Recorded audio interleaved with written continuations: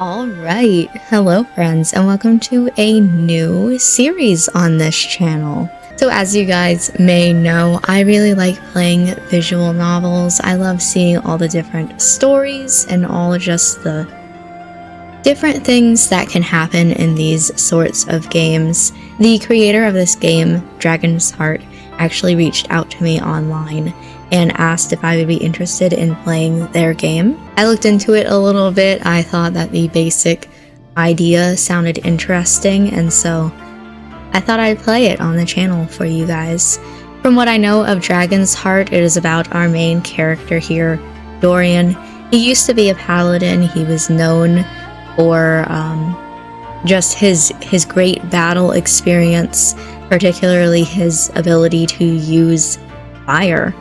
Dragon's fire. He had a wife, he had 4 kids, and then they all died.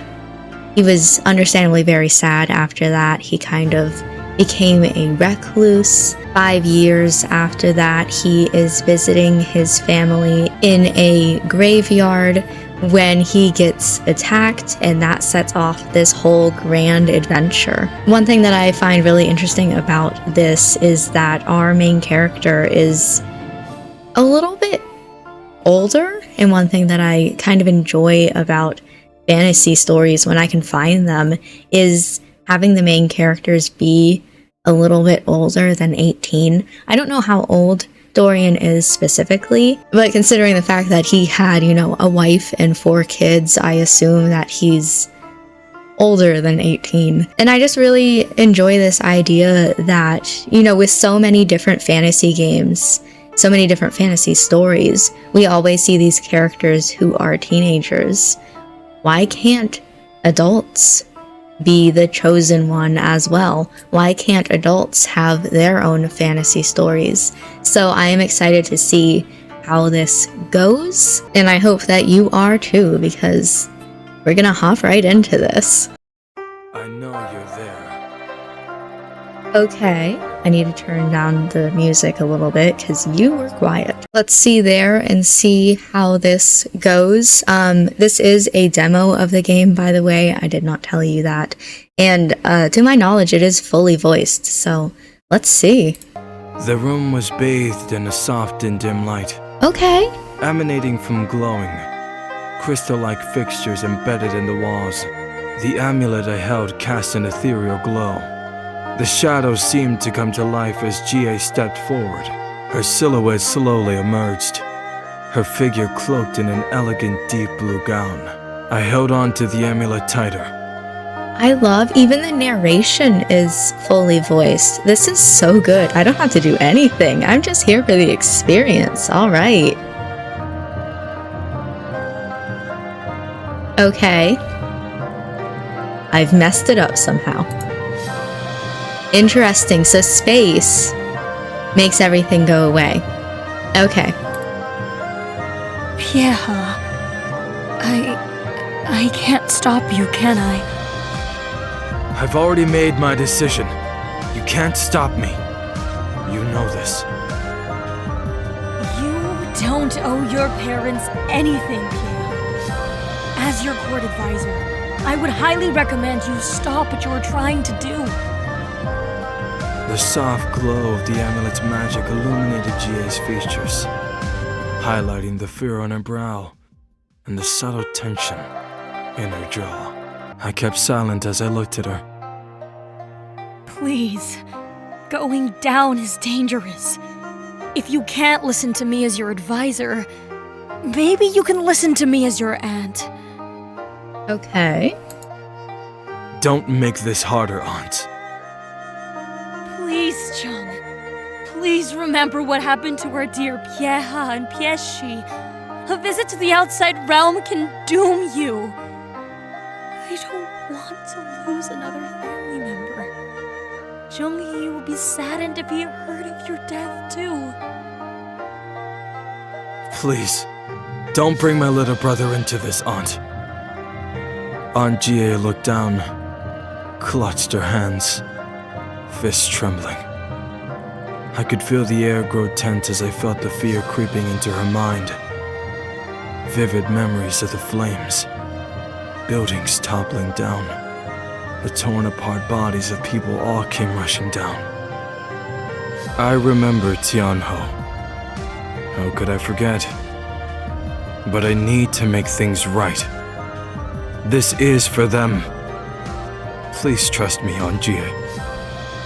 Jie couldn't hold back her tears as she shared her deep concern. Tears glistened in her eyes as the light from the crystal-like fixtures reflected them. She spoke, her thoughts quivering with emotion in my mind. I'm so worried that what happened to your mother and father will happen to you as well. Please don't go. Aunt, I'll be fine. Please don't worry about me. I have to do this. Reaching out, I gently took her trembling hands into mine, offering what comfort and solace I could. I knew that the memories of my parents' tragic loss still haunted her, just as they haunted me. Chung, I'm okay now. I think it's important to let the captain speak with you. Perhaps he can offer a different perspective, talk some sense into you. Again, Aunt, you can't stop me. I know. You're just as hard-headed like Piehashi, your mother. She mused, her mind tinged with a mixture of love, fondness, and frustration. Fond memories of my mother were in her mind, all with a single thought: my mother's stubborn quality. I heard another mind. Jie, it thought out. It was the captain. They were about to partake in the celebratory cake cutting, and they couldn't start without her. Aunt, you need to go back. The captain is looking for you. Chung, I want to stay for a bit. I know I can't stop you, but I wish to see you go. I intend to return, Aunt. It's just for a day. I won't leave you in Zhenghe. I promise. She opened her mouth, trying to say something. She hesitated, but I heard her thought. That's what Pieha and Piehashi said when they went to Tianho 5 years ago.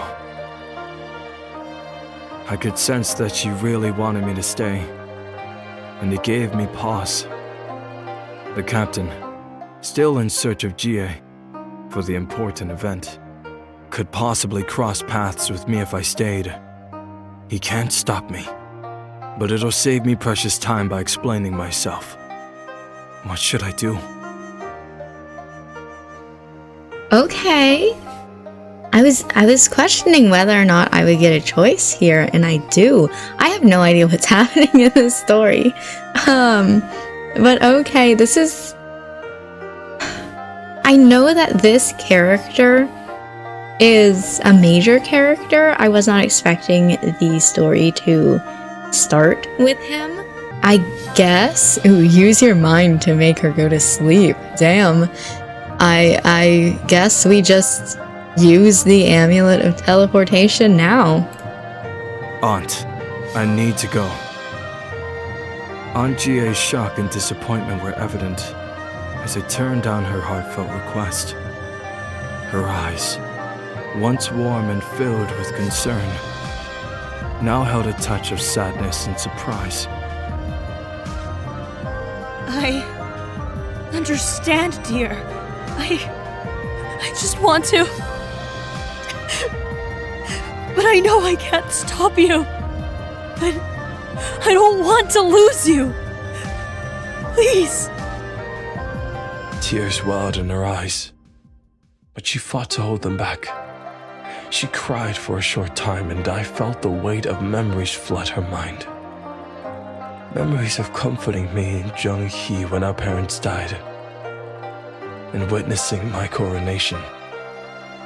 She straightened her posture, trying to regain composure. Your royal advisor bids you farewell, Pieha. She gave me a hug, and from her mind I could only see worry. She stepped back and gave a small curtsy. She walked away, leaving me with a sense of guilt that weighed heavily on my heart. Anjie, please forgive me for the path I am about to tread. Okay. The time had come for me to depart on my journey.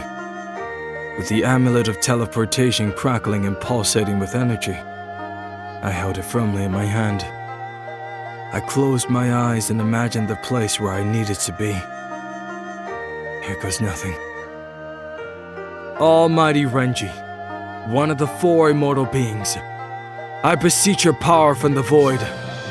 Let your authority through time and space guide me. The room seemed to hold its breath, and I could feel the amulet's energy consuming me. I closed my eyes as I surrendered to its power. You're really close. Please back up. To Tianho. Oh, okay. Slowly. Goodbye. Okay. I've been wandering for so long, trying to find my place in this world. But I never forgot you. And I never will. Okay. Scene change. Now we're in the graveyard. Cool. I am so sorry for everything. I should have protected you. I should have been there with you all. The wind whispered through the trees, sending a shiver down my spine. I stared blankly at my family's intricately designed tombstones, their names ornately carved in stone. Laura Burnham, Daniel, Emily, Sarah, and little Lucas. Their tombstones seemed a little weathered. That's sad. Cut above. How long has it been? It's been 5 long years since the tragedy of Tianho. 5 long years since the death god took them away from me. My entire family, the light of my life, gone. For 5 years. Elara, my love, my heart. It's been years. I've missed you all so much. I like the voice acting I've for missed him. you all so much. Okay, the line was over. Thank you for saying it again. I like the voice acting in this. That felt emotional. That felt good. Around their tombstones are carefully tended gardens of vibrant red and golden chrysanthemums. I'm sure Elara would have loved those. Was this Yushwan's doing? He really outdid himself. I have to give him some thanks. The afternoon sun cast long shadows across the cemetery, and I could hear the faint rustling of leaves and the distant song of birds. I probably lost track of time thinking about them. More people are coming in, and I realized that it was time to leave. I wish I could stay longer, but I need to get a move on. See you in my dreams, I guess. That's cute. See you in my dreams. Tedda! Look at these pretty flowers! They're so colorful! Anyway, now we're happy. Oh. Tedda will not be responding. Tedda is the stuffed animal, apparently. This one's my favorite, Tedda. It's the same color as your nose.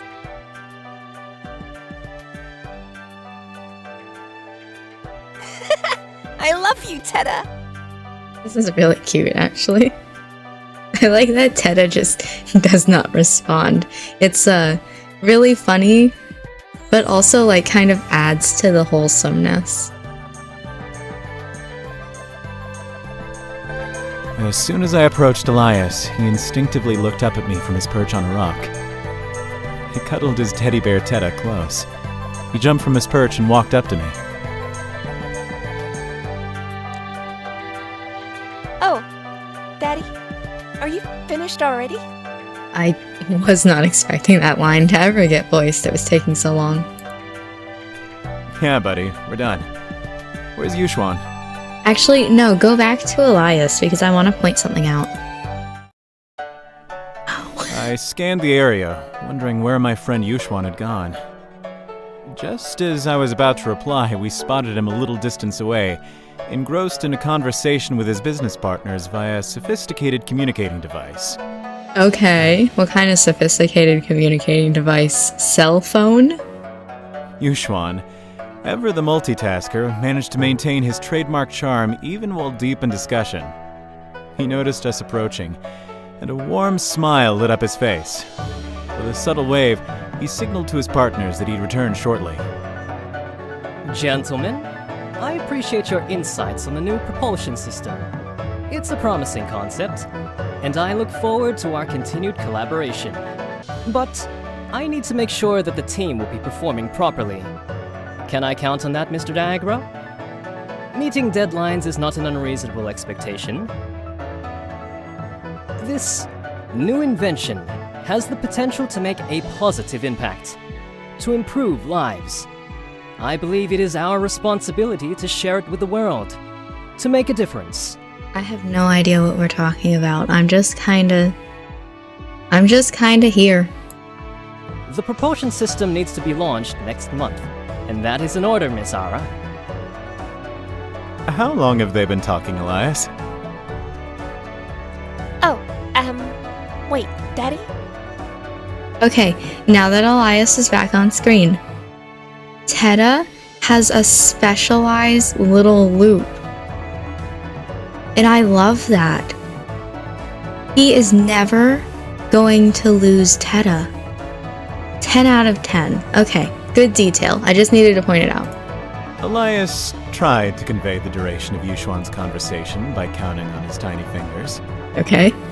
Has he been talking to them for that long?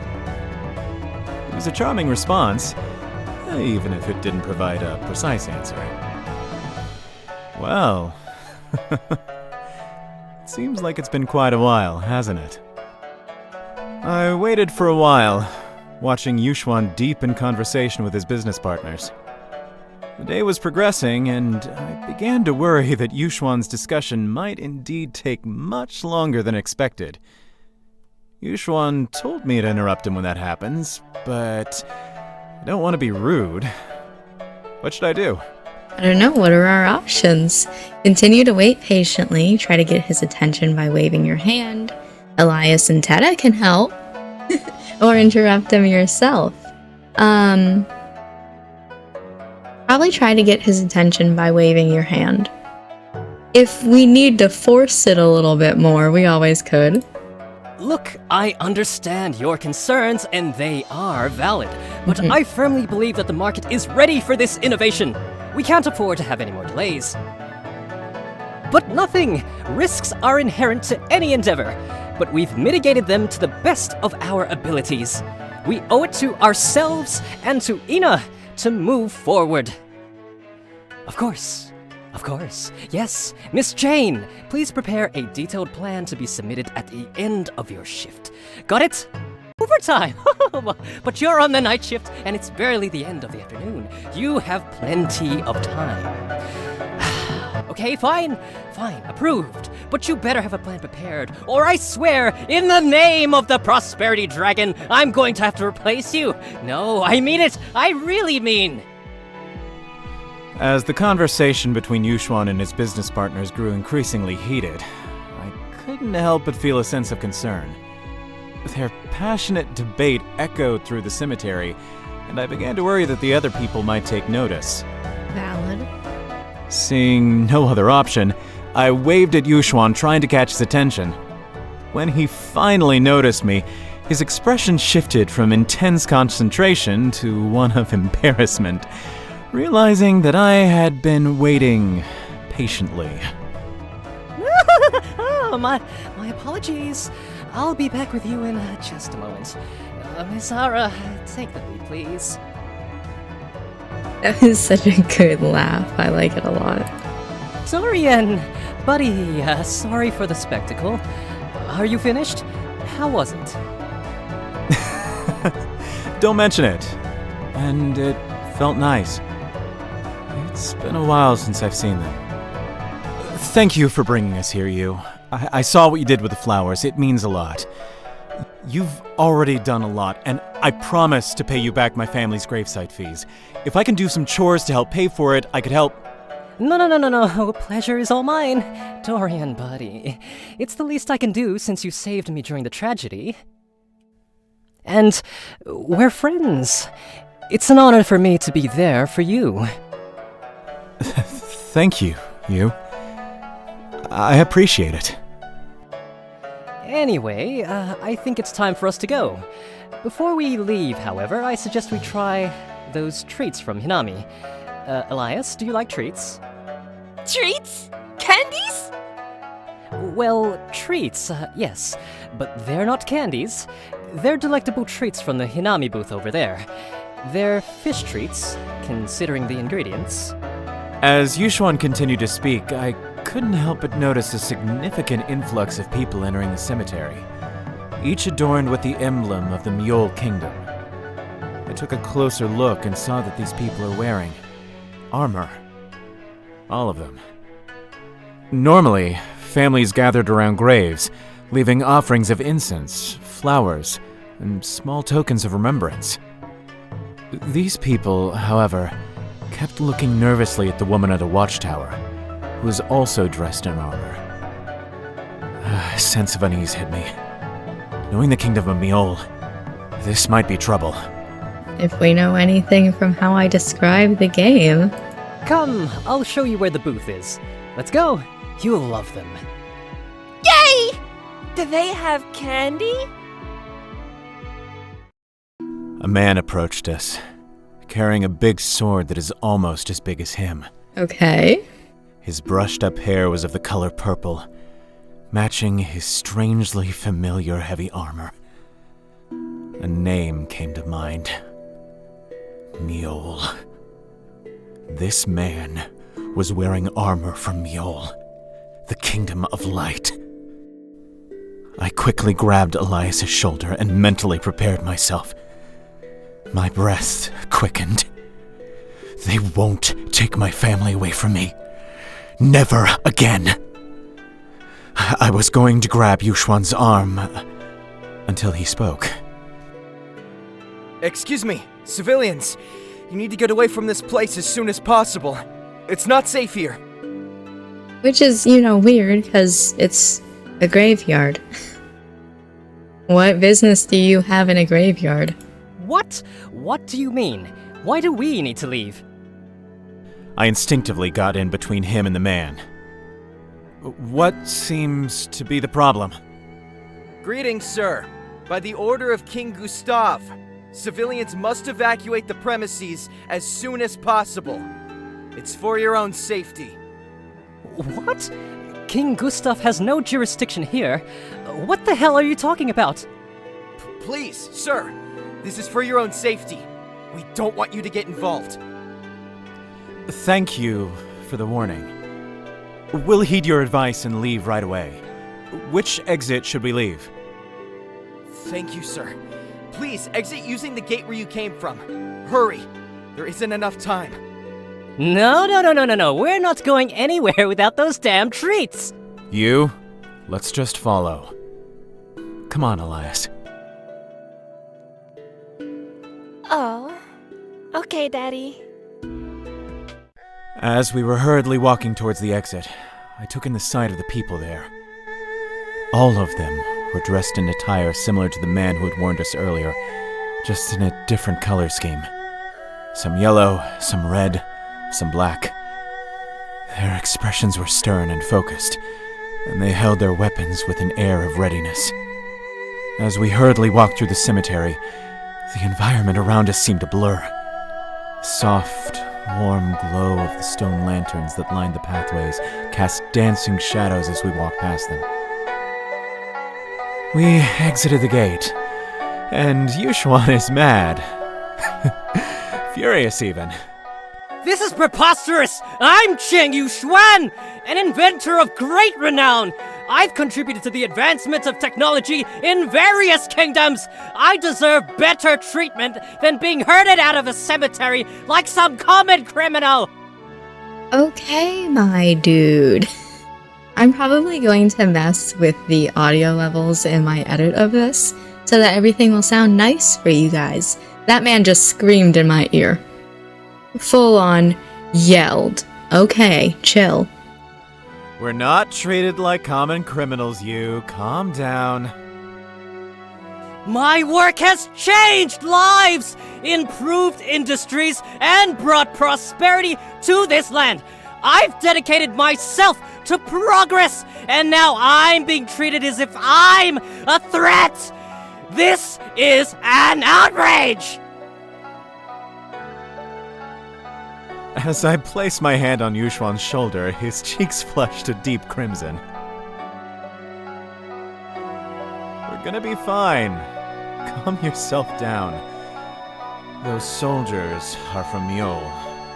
I recognize the man's armor from earlier.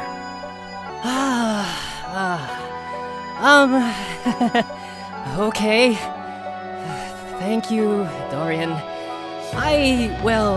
I appreciate your support. You always know how to calm, my nerves. Sure, yeah. You? Are you okay? You seem flustered. I'm fine, Dorian. Just a bit, surprised by everything. That's all. Wait. He knows! He's getting away! After him now!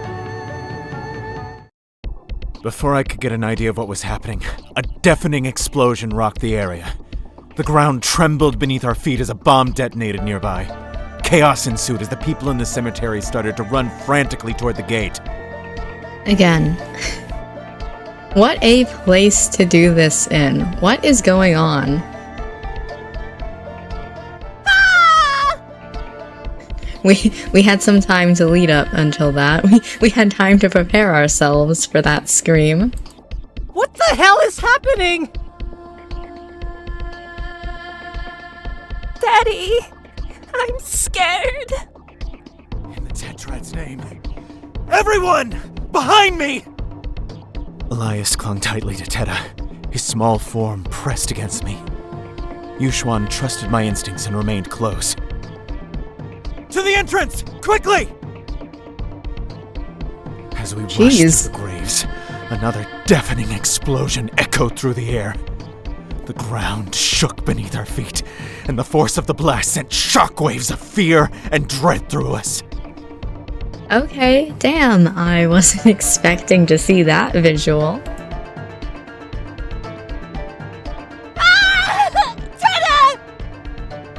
The shockwave and noise startled Elias, causing him to drop Tedda. Reacting quickly, I bent down and picked up the stuffed toy, making sure that Tedda was secure in my grasp. Very important, very important. With Tedda back in Elias's arms, we continued to move away from the danger. As we reached the front gate, and the sight before us was indeed a grim and disturbing one, we saw that the area was strewn with the armored individuals of the cemetery. Bloodied and bruised. In the midst of the fallen figures, a young man stood tall. He clutched his side, gasping for air. His right eye glowed with each labored breath. So, like, he caused this? Or... What the fuck happened here? Okay, I really thought you weren't going to say fuck in front of the child. Daddy, I'm scared. Valid. As I observed the young man in the middle, holding his hand at his side, a distinct sensation washed over me. I could feel his energy, an aura of immense power. Then, a voice circled around my head, calling me. Okay. Help me. Please. They attacked me. I had no choice. Whoa! What the hell? I can hear its voice. The voice that echoed in my head was haunting and desperate. A plea for help that cut through the chaos and confusion around us. It was clear that the message came from the young man with the glowing eye. And the urgency in his mental cry was palpable. Hurry. Please. I've exhausted my powers. More of them might come. The young man suddenly collapsed, falling on the blood-stained ground. He needs our help! We have to help him, you! What? Are you sure? We have to go, buddy. We shouldn't get involved with what is probably Mjol business. He is my favorite character so far. I like him a lot.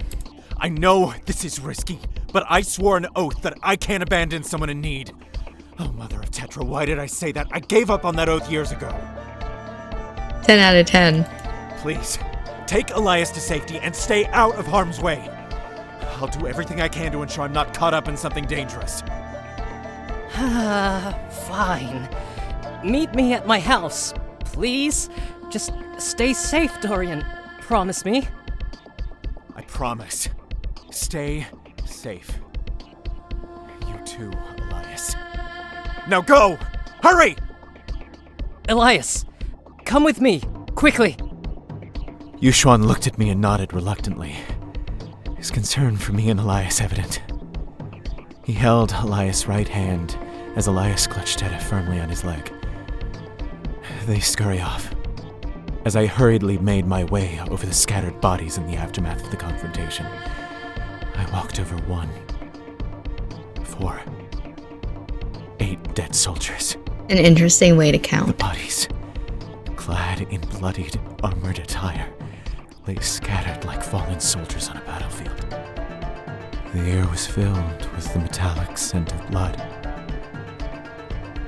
A scent that I'm all too familiar with. Have mercy!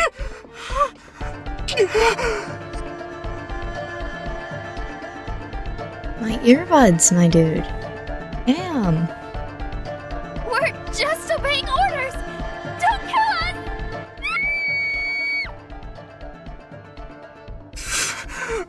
Fucking burns!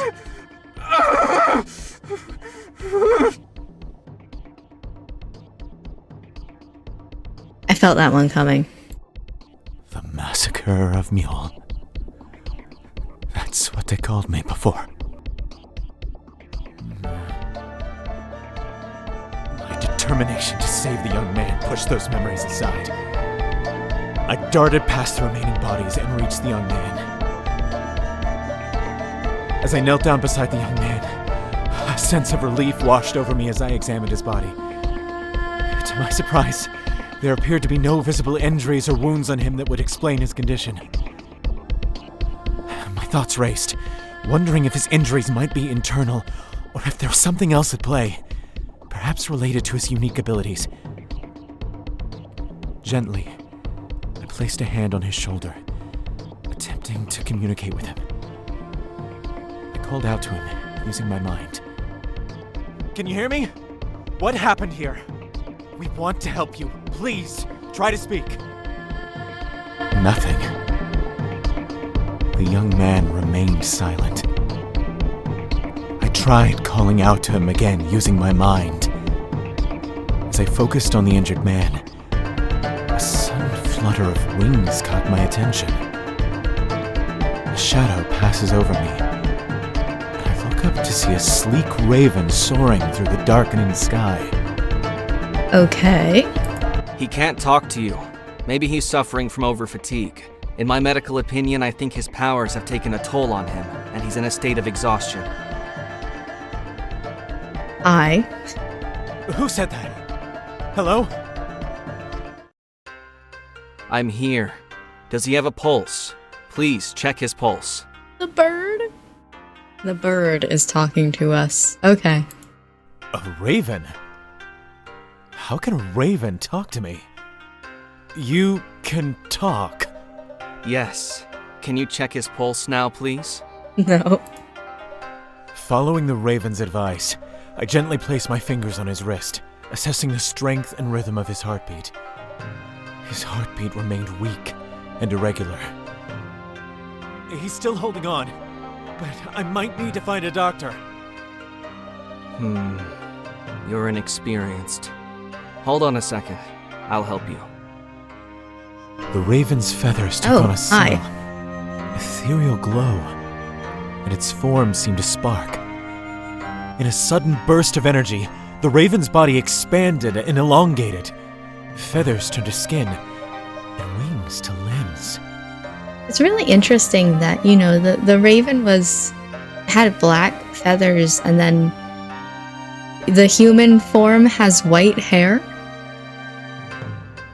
Because generally speaking, when people have animal forms, their hair color stays the same. Interesting take on the trope, I guess.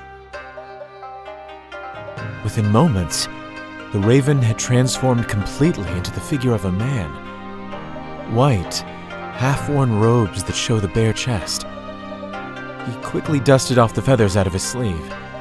His eyes are immediately drawn to the unconscious young man. What the... How?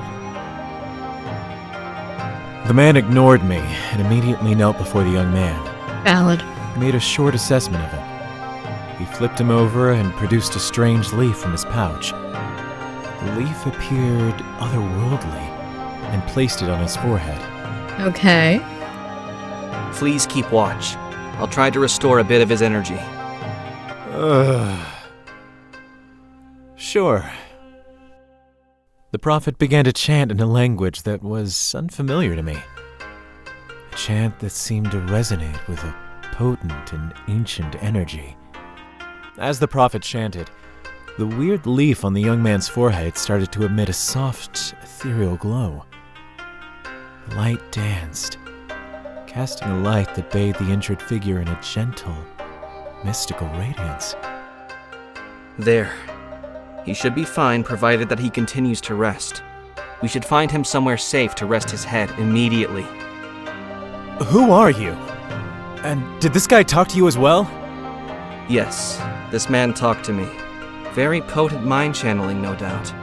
He's obviously from Kyeonjang. You won't see anyone else with the power to do that here on Ina. I'm Nico, by the way, and I came here from the service of the death god Enoch. Praise be. Sure, yeah. Nico extended his right hand. His thumb and little finger reached out, creating a delicate arc, while the remaining 3 fingers fold gently inward. The palm of his hand faces outward, just above his heart. He bowed.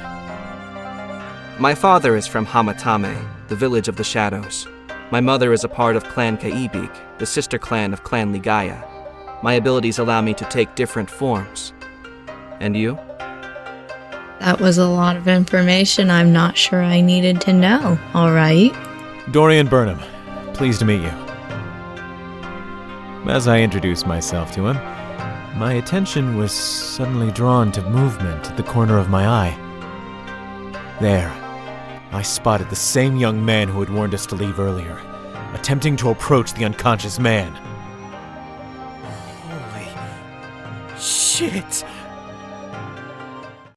He started to run away, but I acted swiftly, harnessing my earth-based powers to create restraints fashioned from the solid ground beneath us. With precision, I manipulated the earth to ensnare the fleeing young man, immobilizing him before he could escape. Okay.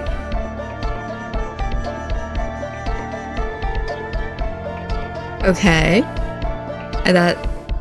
I'm just thinking because I thought that Dorian had some sort of like fire power. So what's with the earth? Does he have everything? Please! Let me go! I'm not here to hurt you! You knew something was going to happen here. Tell me what you know. I don't know everything, but we were told to move the civilians away from the cemetery. That's all I know! You and your people were quick to remove me and my brothers away from there. Please! It was for your own good! I like him a lot too. Okay. To my surprise, Yushuan and Elias came back. Yushuan caught his breath. Elias immediately hugged me with Tedda in hand.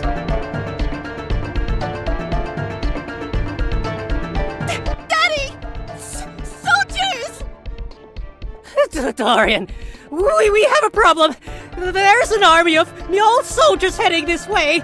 We're surrounded. We need to act quickly. What? I tried to warn you! You should have run while you had the chance! Now we're all gonna die here! Okay. Daddy! I'm scared! And Tedda says nothing. Fuck! What are we supposed to do? Stay calm. How many soldiers did you see? I'm not sure, but there were so many of them. It looked like a whole battalion. There was an entire battalion of them, and they're heading this way. Yushuan was right. As I listened closer, I could hear the distant sounds of marching boots and advancing footsteps getting louder. Nico kept calm and gently lowered the injured man to the ground. Any ideas? We can't stay here. We have to move. We're in a difficult situation. The areas surrounding the cemetery are surrounded by Mule soldiers. Okay. A lot of surrounding. We have you surrounded! Surrender now, and you might live to see another day! Resist, and you'll meet a swift end! We surrender, please! Alright, come on, dude. At least give yourself a chance. Good! Now come out with your hands up! All of you! What are you doing? We can't surrender! If we do, we're as good as dead! We have to fight or escape!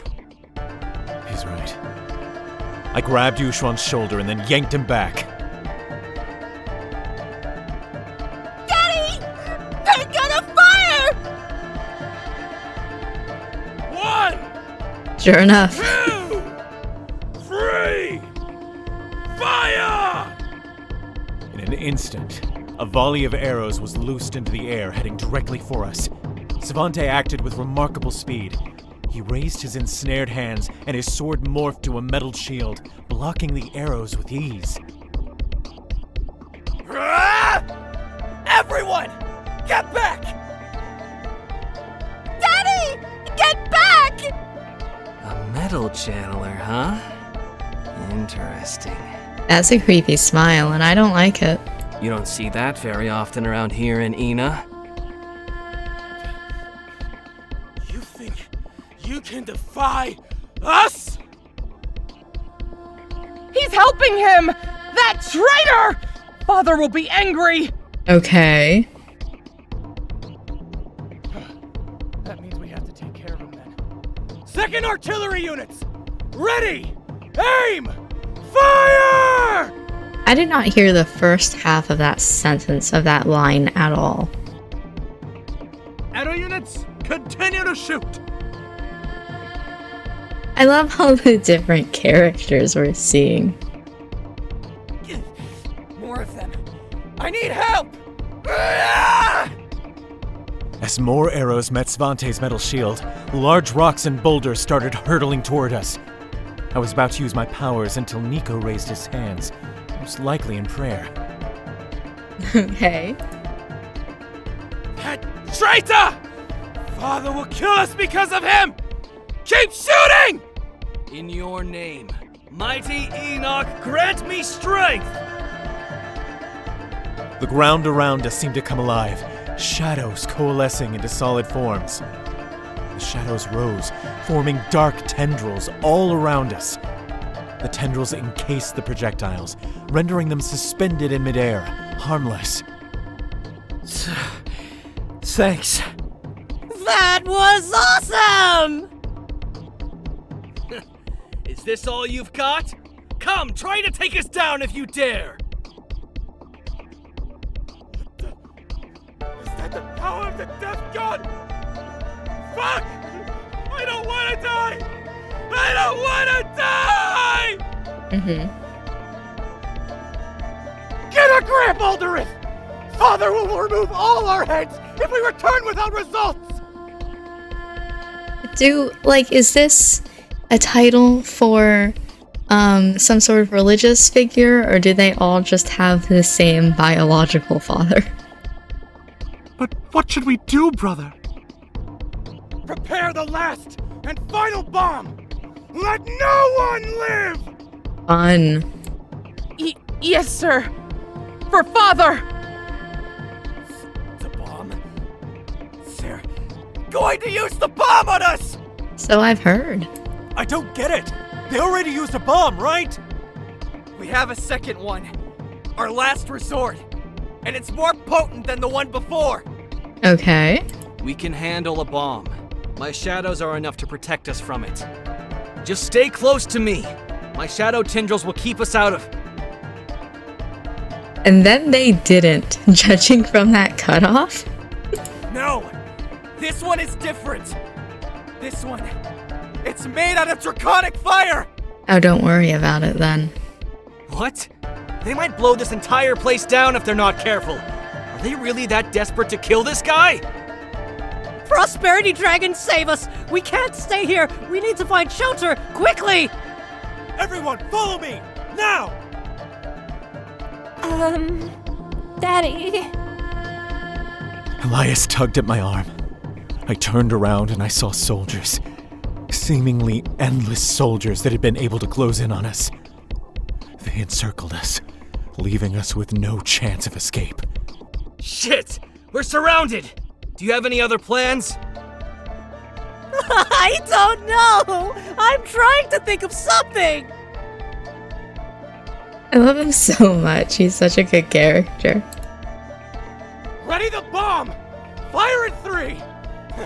Let's see how your mental powers save you from this one, Savante! Dear brother!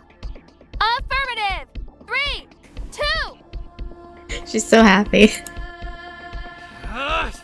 Everybody, get down!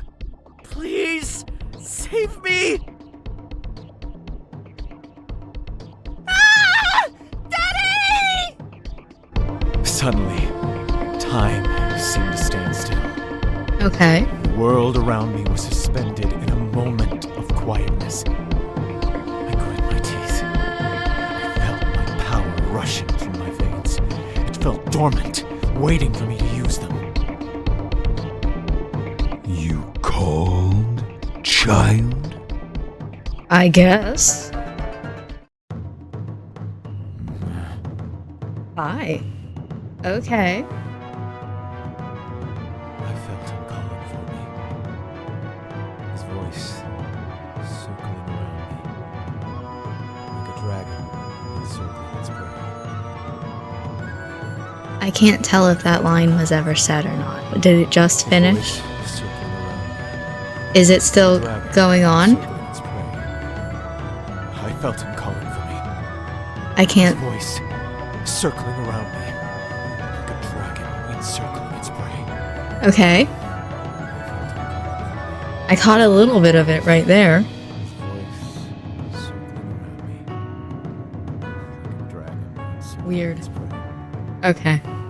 It's been a long time since you last called for me. What is it that you want, child? slurp up fire, please? Please. You know what I need. That's valid too. Speak it.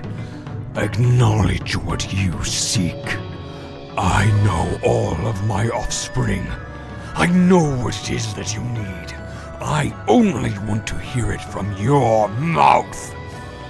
Again, like biological offspring or...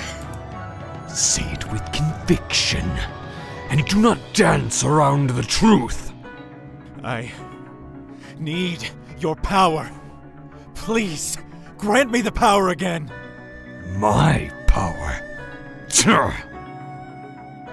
Oh my god, are we about to go self-confident? The power was in you this entire time. Go for it, yes. You have forgotten who you are, Dorian. Ever since your family perished, and that incident from Meol, you have forsaken your own powers. It is time you take up your power once again. Small embers appeared, turning into a sea of flames that enveloped me. I could feel the intense heat tingling against my skin. The flames, in hues ranging from the deepest reds to the brightest oranges, danced around my hand. Just like before. Yet, the voices of my family got louder. I was in this state when I saw them screaming, asking for my help. Not even the draconic flames was able to rescue them in time. Dorian! No! Father! Father! No! No! Father, please help us! Lara, Daniel, Emily, Sarah, Lucas, my family! If only I was strong enough! Snap out of it, child. My blood runs in your veins. My power is your power. You only need to welcome it as you did before. I could feel the heat. Incredible heat of the bomb. Draconic fire.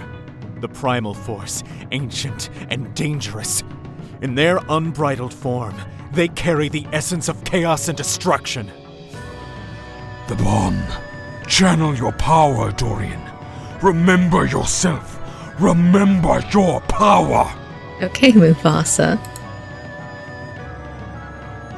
Wow.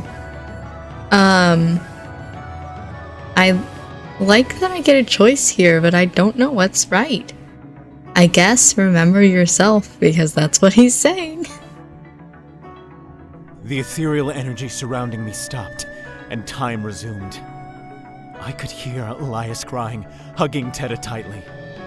Yushuan, Svante, and Nico looked at the draconic bomb, heading straight towards us.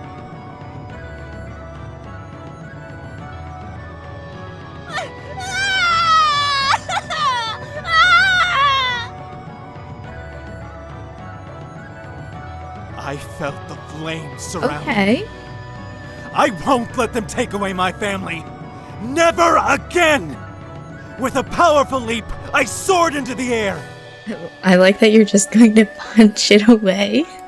As the bomb, made of pure draconic energy, drew closer, I extended my right hand and felt the draconic fire from within the bomb surrendering to my will!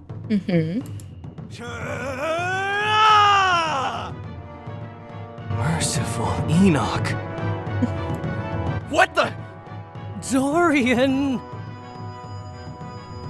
I directed the torrent of draconic power toward the bomb, using the very essence of the flames to alter its trajectory. The bomb, now under my command, defied its original path, hurtling back towards with a newfound intensity. Oh boy, damn. Okay. Impossible! Run! Run! Ah! The bomb, upon hitting the ground, unleashed the unbridled power of draconic flames on the soldiers. A shockwave of draconic fire rippled outward, consuming everything in its path. Curse you, Savante! It wasn't. Savante had nothing to do with that. Okay. Events! It's fucking events!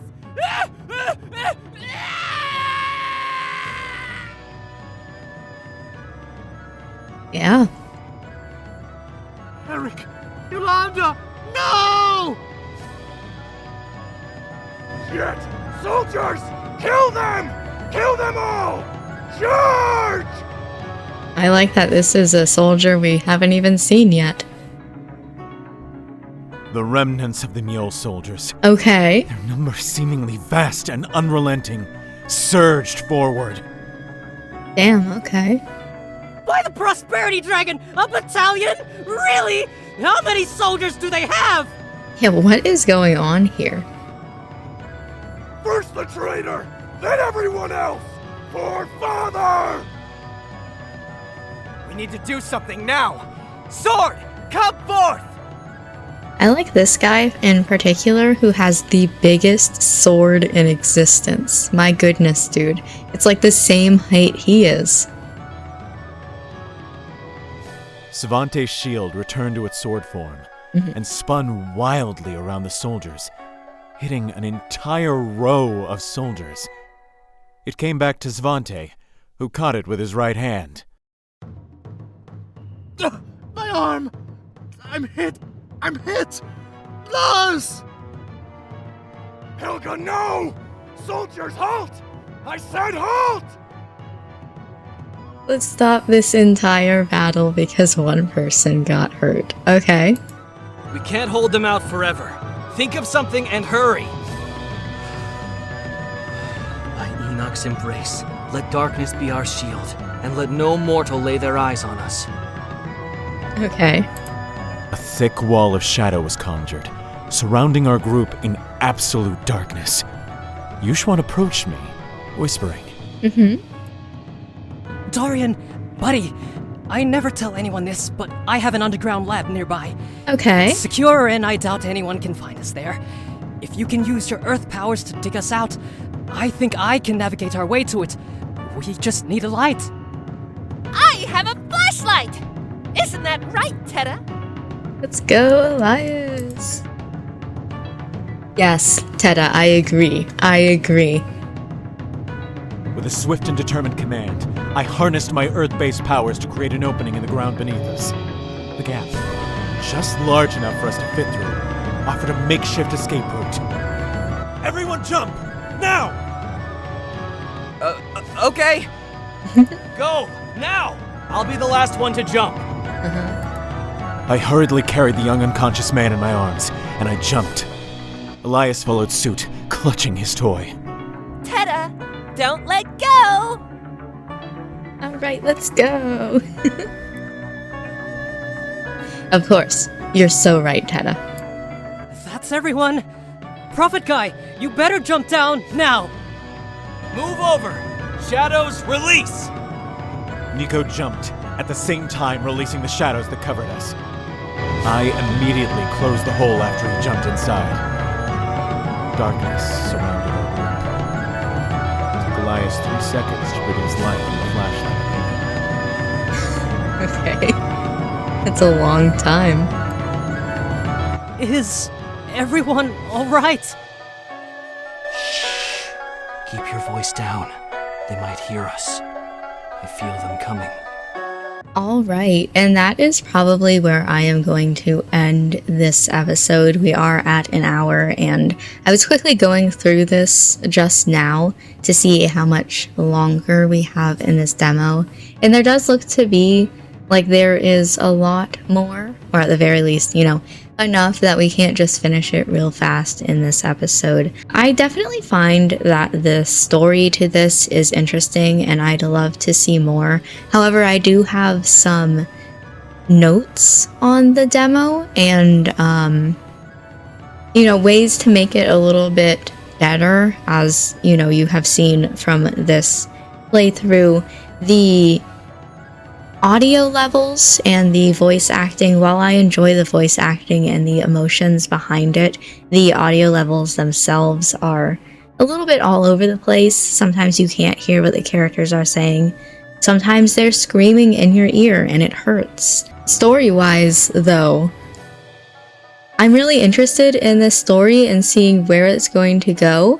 Characters, I'm really liking them. I have a good, like, solid number of characters that I either really like or I'm kind of enjoying a little bit more as we go. Nico, for example, when we first saw him, I was like, okay, kind of neutral, but I could see how he could be a pretty cool character. Excited to see more of him and see like how he grows on me as this goes. And yeah, I think this is an interesting story. I just think that currently, as it is right now, of course with it being a demo, it does need a little bit of work to be something better than it is right now. But as I said, that is all for this episode. I hope that you enjoyed it. And as I am currently unsure of whether I will be playing more of this demo on the channel, I do hope that I see you in the future for some more of my videos.